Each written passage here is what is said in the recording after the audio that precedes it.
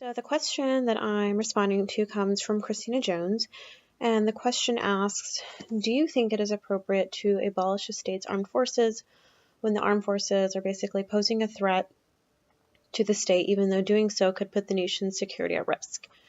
So one of the things to look at before determining if it is appropriate to abolish a state's military is to look at how that state is using the military. Is the state using military to help protect citizens against citizens? So is it more of a police force?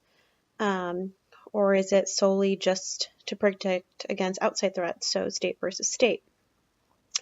It's important to look at that because that'll ultimately determine, if the state would be okay without a military.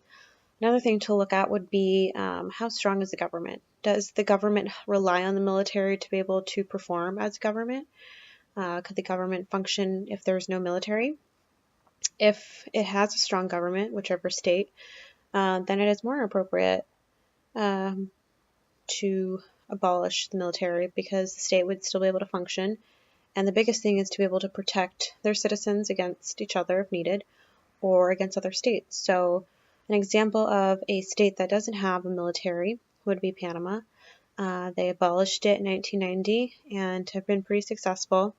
One of the reasons they have been successful without a military is because they have a strong government but still have some type of security to protect them, but they just don't have something formal such as the military, but don't really have any national risks, even though there could be because they do have the Panama Canal, but there's no real national risk. So the biggest key is to have a strong government to be able to abolish a military.